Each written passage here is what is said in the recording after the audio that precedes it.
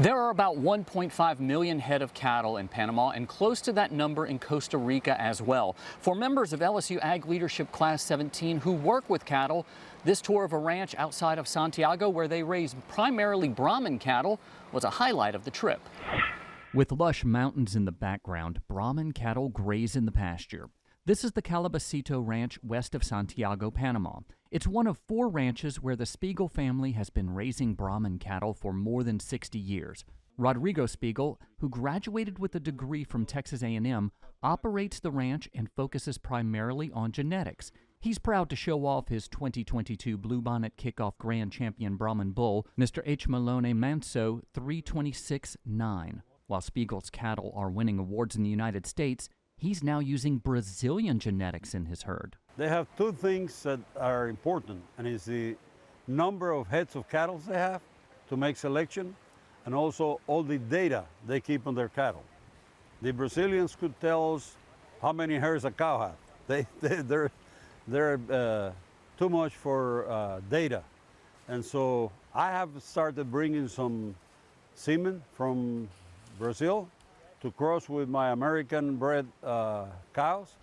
And we're beginning to see now the results. In a year and a half, we will see if that really works. But I think it works because even the Brazilian cattle has a lot of the Brahman. Rapides Parish cattleman Robert Duncan is a member of LSU AgLeadership Class XVII. He says hearing that Spiegel is using Brazilian genetics illustrates the global competition in the cattle industry. When he gets a lot of his genetics from South America, it makes you wonder what we can do better as an industry to bring that business back to America.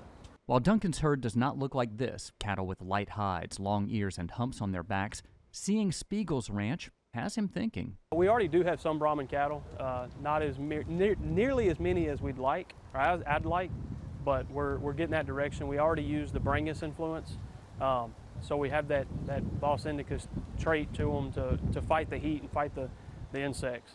But it's something to look out there and see all those gray Brahman mama cows, and they make them look good over here. After a walk to the nearby Rio Aclita, Duncan sees something else that looks good: Spiegel's pastures. Coming down the road, coming in, we saw a lot of, I'm not even going to call it pasture, more like prairie land. Very similar to West Texas, not much of anything scrub brush, and then you get here to his place, and it's beautiful. We're a little closer to the river. But all the grass that's here, he brought in from South America and planted, and it's just a different grass selection than what's native, and so it holds up a lot better.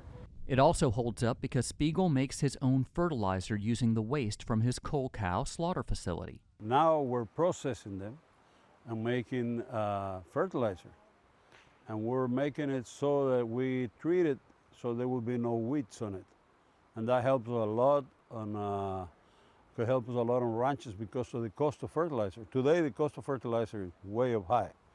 So if you could use a cheap, good fertilizer, organic, you couldn't find it any better. What also does not get any better for Spiegel is hosting groups like Class XVII. Sharing information with people in the same industry is very good because we talk the same language. Still to come on this special edition of This Week in Louisiana Agriculture, we'll tour a farmer's market in Central America with someone who manages farmers markets in downtown Baton Rouge. But first, Panama and Costa Rica are rich in history and culture. We'll share the experience. Stay with us.